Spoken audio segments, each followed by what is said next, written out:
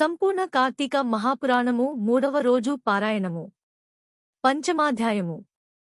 ఓ శివధను సంపన్న జనకరాజా, శ్రద్ధగా విను. మనము చేసిన పాపాలన్నింటినీ నశింపచేయగల శక్తి ఒక్క కార్తీక మాస వ్రతానికి మాత్రమే ఉంది. కార్తీక మాసంలో విష్ణు సన్నిధిని ఎవరైతే భగవద్గీత పారాయణమును చేస్తారో వారి పాపాలన్నీ కూడా పాము కుబుసములాగా తొలగిపోతాయి. అందునే 10-11 అధ్యాయాలను పారాయణ చేసేవారు వైకుంఠానికి క్షేత్రపాలకులవుతారు. ఎవరైతే కార్తీక మాసంలో తులసీదళాలతోగాని తెలుపు లేదా నలుపు గన్నేరు పూలతోగాని విష్ణు పూజను చేస్తారో వాళ్లు వైకుంఠానికి చేరి విష్ణు సమభోగాలననుభవిస్తారు. ఈ కార్తీక మాసంలో హరిహరులెవరి సన్నిధినైనా సరే, ఏ పురాణాన్నైనా సరే ప్రవచించేవారు సర్వకర్మబంధ విముక్తులవుతారు.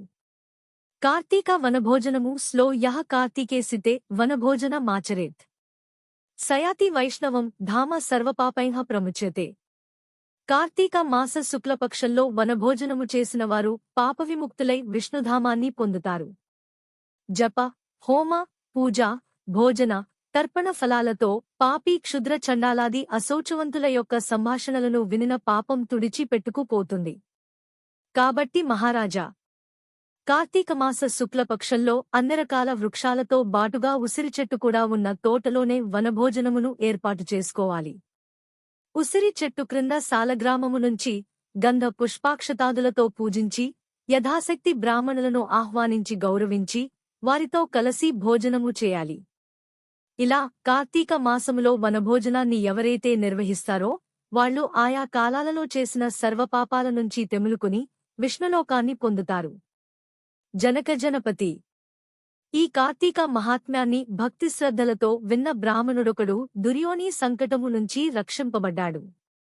కథ చెబుతాను విను. దేవదత్తోపాఖ్యానము. పూర్వం కావేరీ తీరములో దేవశర్మ అనే సత్బ్రాహ్మణుడు ఉండేవాడు. అతనికొక పరమ దుర్మార్గుడైన కుమారుడు కలిగాడు. అతని పేరు దేవదత్తుడు. అతగాడి దుష్ట ప్రవర్తనలను గుర్తించిన తండ్రి అతగాడిని పాపవిముక్తుని చేయాలని సంకల్పించి, నాయనా, రోజూ కార్తీక ప్రాతః స్నానాన్ని ఆచరించు. సాయంకాలమున హరి సన్నిధిలో దీపారాధనమును చేస్తూ ఉండు. ఈ విధంగా కార్తీక వ్రతాన్ని ఆచరించి ధన్యుడివికా అని చెప్పాడు. కాని దుర్వర్తనుడైన ఆ బ్రాహ్మణ పుత్రుడు కానటువంటి కట్టుకథలను నమ్మనని, కార్తీక వ్రతాన్ని ఆచరించనని తండ్రికి ఎదురు తిరిగాడు.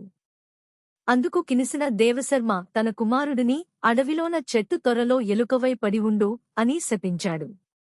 శాపానికి భయపడిన ఆ విప్రకుమారుడు తండ్రి పాదాలబడి తనకు తరణోపాయం చెప్పమని కోరగా ఆ తండ్రి, నాయనా, నీవు ఎప్పుడైతే కార్తీక మహాత్మ్యాన్ని సంపూర్ణముగా వింటావో అప్పుడే నీ ఎలుక రూపము పోతుందని శాపవిముక్తి అనుగ్రహించాడు. దేవదత్తునికి శాపవిముక్తి. పితృశాప కారణంగా అప్పటికప్పుడే మూషికరూపాన్ని ధరించిన బ్రాహ్మణ యువకుడు గజారణ్యములో ఫలవంతమైనదే, అనేక జంతువులకు ఆధారభూతమైనది అయిన ఒకానొక మహావృక్ష కోటరములో మనసాగాడు. ఇలా కొంతకాలము గడిచాక ఒకానొకప్పుడు మహర్షి అయిన విశ్వామిత్రుడు శిష్య సమేతంగా కార్తీక స్నానమాచరించి వచ్చి ఆ ఎలుక ఉన్న చెట్టు మొదలునందు విష్ణుడై తన పరివారానికి పరమపావనమైన కార్తీక మహాత్మ్యాన్ని వినిపించసాగాడు. ఆ సమయంలో దయాహీనుడు, పాపాల పుట్ట, అడవి జీవాలను హింసించి పొట్టపోసుకునేవాడు అయిన ఒక కిరాతకుడు ఆ ప్రాంతాలకు వచ్చాడు. పుణ్యపురుషుల దర్శనము వల్ల ఉపకారమేగాని అపకారము ఏనాడూ జరుగదు. అదే విధముగా విశ్వామిత్రాది తపోబృంద దర్శనమాత్రం చేత రవంత పశ్చాత్తాప్తుడు, జ్ఞాని అయిన ఆ కిరాతకుడు వారిని సమీపించి, అయ్యా, మీరు చెప్పుకుంటున్న కథలేమిటి అని వింటుంటే నాకీ కిరాతక జీవితం పట్ల చిరాకు పుడుతోంది. దయచేసి ఈ రహస్యమేమిటో చెప్పండి అనగానే అతనిలో వివేకం విచ్చుకుంటున్న వైనమును గమనించిన విశ్వామిత్రుడు, నాయనా, మేము కార్తీక వ్రతాన్ని ఆచరిస్తున్నాము.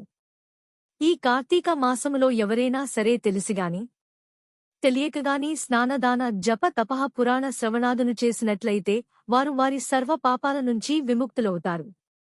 ఈ వ్రతాన్ని భక్తితో ఆచరించే వాళ్లు జీవన్ముక్తులవుతారు అని తెలియజేశాడు. ఈ విధముగా కిరాతకునికి చెబుతున్న కార్తీక మహాత్మ్యాన్ని వినడమే తడవుగా త్వరలో ఉన్న ఎలుక తన శాపగ్రస్త రూపాన్ని వదిలివేసి పూర్వ యువ బ్రాహ్మణ రూపాన్ని పొంది విశ్వామిత్రాదులకు ప్రణమిల్లి తన పూర్వపు గాథను వినిపించి ఆ ఋషుల నుండి సెలవు తీసుకుని తన ఆశ్రమానికి తరలిపోయాడు. అనంతరము ఆ కిరాతకుడు కూడా విశ్వామిత్రాదుల వలన కార్తీక మహాత్మ్యాన్ని కణకంటా తెలుసుకొనడం వలన ఆ జన్మకి కిరాతకుడయ్యి కూడా దేహాంతరాన ఉత్తమగతులను పొందాడు. కాబట్టి ఓ జనకుడా, ఉత్తమ గతులను కోరేవారు ప్రయత్నపూర్వకముగా నైనాసరే కార్తీక వ్రతమాచరించాలి. లేదా కనీసము కార్తీక మహాత్మ్యాన్నైనా భక్తి శ్రద్ధలతో వినాలి. షష్టాధ్యాయము. శ్రీవశిష్ఠుడు చెబుతున్నాడు, రాజర్షి జనకా, ఈ కార్తీక మాసము 30 రోజులు కూడా ఎవరైతే శ్రీమహావిష్ణువును కస్తూరి గంధాదులతోనూ పంచామృతములతోనూ అభిషేకిస్తారో వారికి 10,000 అశ్వమేధాలు చేసిన ఫలితము లభిస్తుంది. కార్తీక మాసములో సంధ్యావేళ విష్ణు సన్నిధిలో దీపారాధనమును చేసినా దీపదానము చేసినా వారు విష్ణులోకాన్ని పొందుతారు.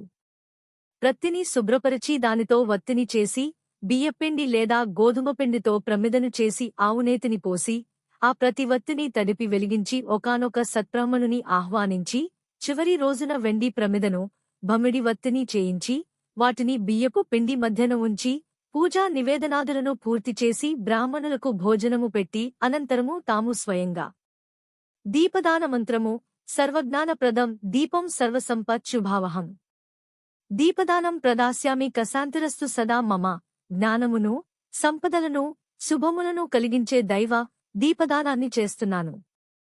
దీనివలన నాకు నిరంతరము శాంతి సుఖములు ఏర్పడుగాక అని చెప్పుకుంటూ పిండితో సహా ఆ దీపాన్ని బ్రాహ్మణునికి దానం చేయాలి. అలా చేసినవారు అక్షయమైన పుణ్యాన్ని పొందుతారు. ఈ దీపదానము వలన విద్య జ్ఞాన ఆయుర్వృద్ధి అనంతరము స్వర్గభోగాలు కలుగుతాయి. మనోవాక్కాయ కృత పాపాలన్నీ సమసిపోతాయి.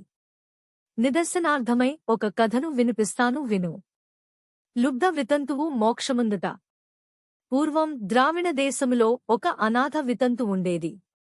ఆమె రోజూ భిక్షాటనమును చేసి వచ్చిన దానిలో మంచి అన్నమును కూరలని విక్రయించి తాను దూషితానముతో తృప్తిపడుతూ డబ్బును వెనకేయసాగింది. ఇతరుల ఇండ్లలో వంట పనులు కుట్టుపనులు మొదలైనవి చేస్తూ ప్రతిఫలముగా వారి వద్ద కొంత ద్రవ్యాన్ని తీసుకుంటూ ఉండేది. అదిగాక ద్రవ్యభిక్షాటన కూడా చేసేది. ఇలా నిత్య ధనార్జనాలగ్నమానసేన ఆ వితంతువు డబ్బు సంపాదించడమే తప్ప ఏనాడూ హరినామస్మరణ చేయడంగాని హరికథనో పురాణాన్నో వినడంగాని పుణ్యతీర్థ సేవనమునుగాని ఏకాదశి ఉపవాసమును గాని చేసి ఎరుగదు. ఇటువంటి లుబ్ధరాలింటికి దైవవశాన శ్రీరంగ యాత్రీకుడైన ఒక బ్రాహ్మణుడు వచ్చి ఆమె స్థితిని ఆమెకు నరకము తప్పదని గుర్తించి జాలిపడి ఆమెను మంచి దారిలో పెట్టదలచి, ఓ అమాయకురాలా, నేను చెప్పేది శ్రద్ధగా విని ఆలోచించుకో. ఈ తోలు శరీరము వట్టి అశాశ్వతమని తెలుసుకో. నేల నీరు నిప్పు నింగి గాలి అనే పంచభూతాత్మకమైనదే ఈ శరీరము. ఈ దేహము నశించగానే ఆ పంచభూతములు కూడా ఇంటి కొప్పు మీద కురిసి నలుదిక్కులకు చెదరిపోయే వాననీళ్లలా చెదరిపోతాయి. నీటిమీద నురుగులాటి నీ తనువు నిత్యము కాదు. ఇది శాశ్వతమని నమ్ముకున్నట్లయితే ఆశల అగ్నిలో పడే మెడతవలె మసి కావడమే తప్ప మేలనేది లేదు. మోహాన్ని భ్రమలను వదిలిపెట్టు. దైవమొక్కడే శాశ్వతుడని సర్వభూతదయకారుడని గుర్తించు. నిరతమూ హరిచరణాలనే స్మరించు. కామమంటే కోరిక, కోపమంటే దురాగ్రహం, భయమంటే ఆత్మానాత్మీయ భంగత, లోభమంటే ధనవ్యయ చింత, మోహమంటే మమతాహంకారాలు. ఇటువంటి ఈ ఆరింటినీ వదిలిపెట్టు. నా మాట విని ఇక నుంచైనా కార్తీక మాసములో ప్రాతస్నానాన్ని ఆచరించు. విష్ణుప్రీతికై భగవదర్పణంగా దీపదానము చెయ్యి. తద్వారా అనేక పాపాల నుంచి రక్షించబడతావు అని హితవు చెప్పి తన దారిన తాను వెళ్ళిపోయాడు. అతగాడి వచోమహిమ వలన ఆమెకు జ్ఞానోదయమైంది. తను చేసిన పాపాలకే చింతించినది. తాను కూడా కార్తీక వ్రతాన్ని చేయాలని సంకల్పించినది. అందుచేత ఆ సంవత్సరములో వచ్చిన కార్తీక మాసాలనే వ్రతాచరణమును ప్రారంభించినది. సూర్యోదయ వేళకల్లా చన్నీళ్ల స్నానమును, హరిపూజ, దీపదానము, పిదప పురాణ శ్రవణము. ఈ విధముగా కార్తీక మాసము నెల రోజులు ఆచరించి చివరి రోజున చక్కగా బ్రాహ్మణ సమారాధన కూడా చేసినది. తక్షణమే ఆమె బంధాలు నశించిపోయినదై విగతాసువై విమానారూఢురాలై శాశ్వత స్వర్గభోగ సౌఖ్యాలను పొందినది. కాబట్టి రాజా, కార్తీక మాసములో అన్నిటికంటే ప్రధానమైనది దీపదానము. తెలిసిగాని తెలియకగాని ఎవరైతే దీపదానము చేస్తున్నారో వారు తమ పాపాలను నశింపచేసుకున్న వారే అవుతున్నారు. దీనిని వినినా చదివినా జన్మ సంసార బంధ విముక్తులై విష్ణుభక్తి పరాయణులవుతారు. ఏవం శ్రీస్కాంద పురాణాంతర్గత కార్తీక మహాత్మ్యే షష్టాధ్యాయ సమాప్తః. 3వ రోజు పారాయణము సమాప్తము.